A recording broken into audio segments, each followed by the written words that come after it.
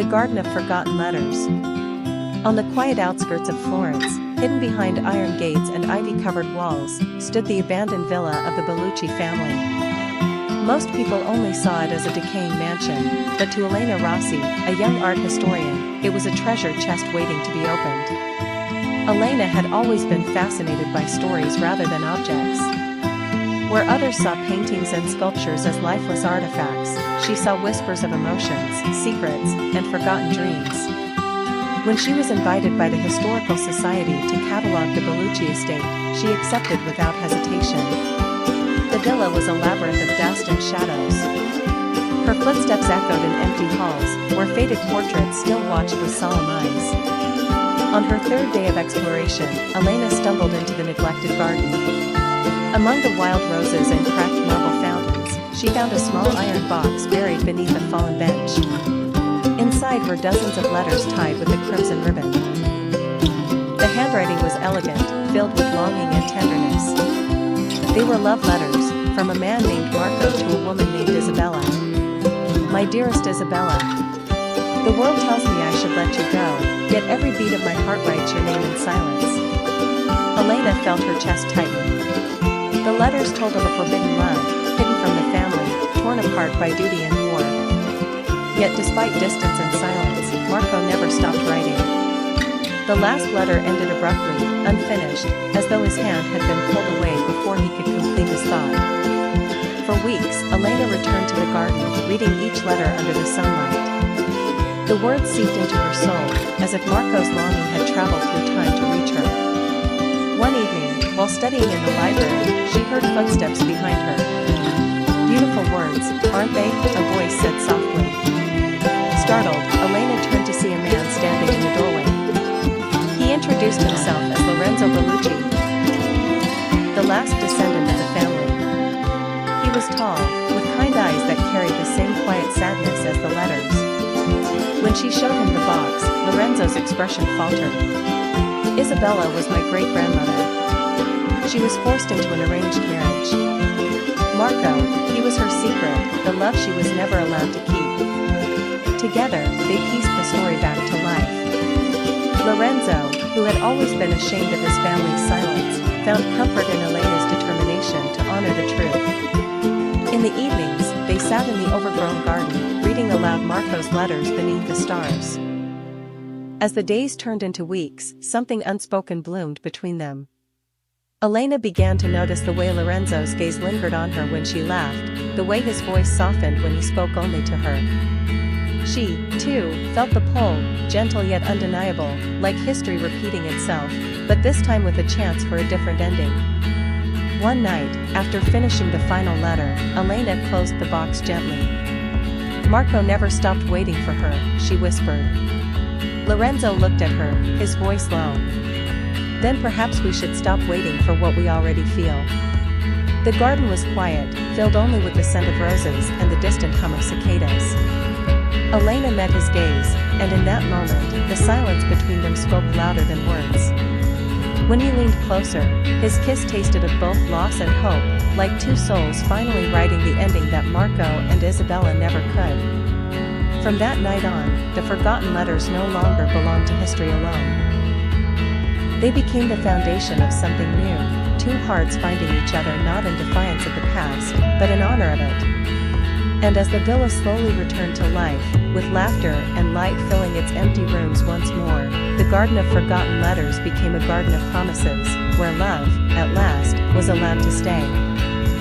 Whispers beneath the old oak. The village of Bramblewood was small, surrounded by fields of golden wheat and hills that rolled like gentle waves.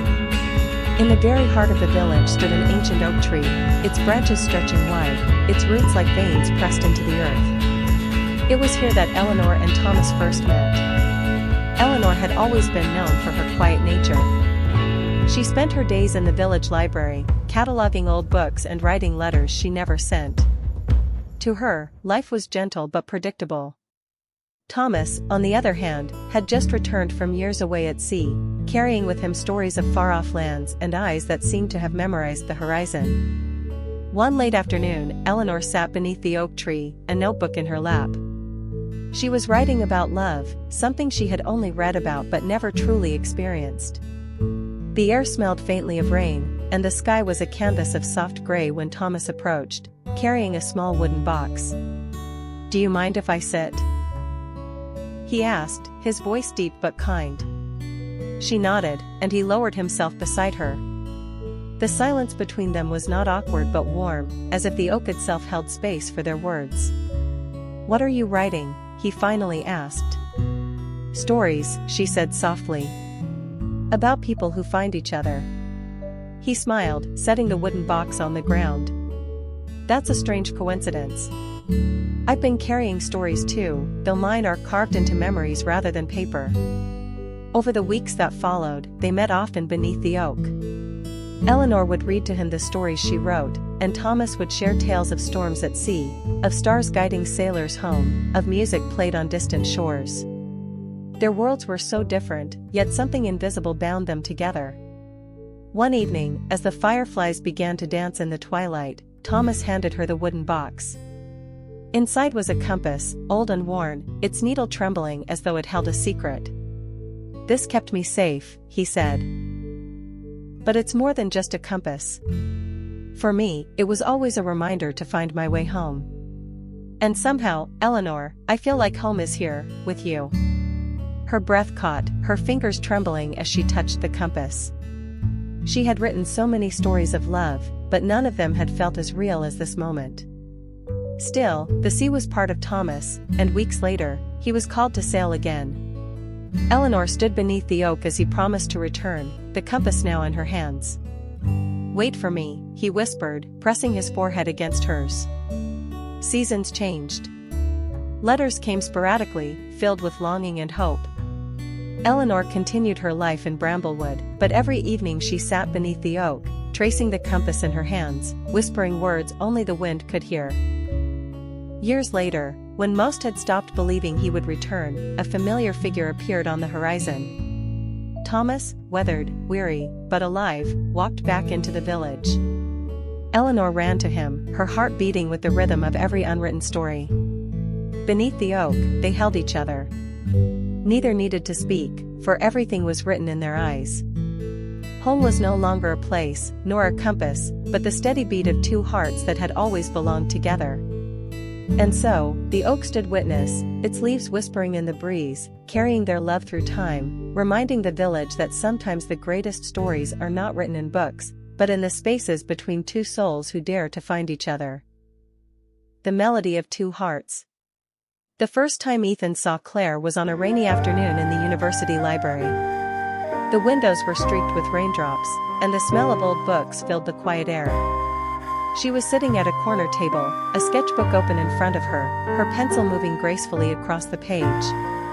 Ethan, who had been searching for a book on history, couldn't help but notice the calm focus on her face, the way her lips curved slightly as if she were lost in a world of her own creation.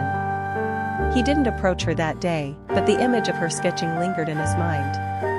Over the following weeks, Ethan often found himself drifting to the library, pretending to look for books he didn't need, just for a chance to see her again. And, as if by fate, she was often there, always at the same table, always with her sketchbook. One afternoon, as Ethan passed by, a sudden gust of wind from the open window scattered Claire's papers across the floor. Without hesitation, Ethan rushed to help her gather them. When their hands touched for the first time, Claire looked up, her hazel eyes meeting his. "Thank you," she said softly, her voice carrying both warmth and shyness. Ethan smiled nervously. "You're welcome. You draw beautifully. I mean, from what I saw." A faint blush appeared on her cheeks. "It's just something I do to clear my mind." That small exchange became the beginning of something more. Day by day, Ethan found excuses to join her at the table. He would bring coffee, and she would share glimpses of her sketches. He learned that Claire was studying architecture, and her dream was to design spaces that would make people feel safe and inspired. In turn, Ethan told her about his love for history, how he believed that every place held the echoes of stories long past. As the weeks turned into months, their bond deepened. They explored the city together, walking through hidden alleys, visiting quiet parks, and watching sunsets by the river. Claire would sketch the scenes, while Ethan would tell her the histories behind the old buildings they passed. It felt as if their worlds, art and history, were weaving into one tapestry. But love, as Ethan and Claire discovered, is never without its trials. Claire received an offer for an internship in Paris, a dream opportunity that could shape her future. Ethan was proud of her, yet he felt an ache in his chest at the thought of being apart. On the night before she was to leave, they sat by the riverbank where they had spent countless evenings together. "Ethan," Claire whispered, her head resting on his shoulder, "what if distance changes us?" He took her hand gently, his thumb tracing circles on her skin. "It won't. Because love isn't about being in the same place.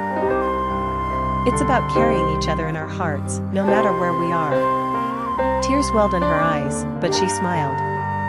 "Promise me, then. Promise that this, us, will survive."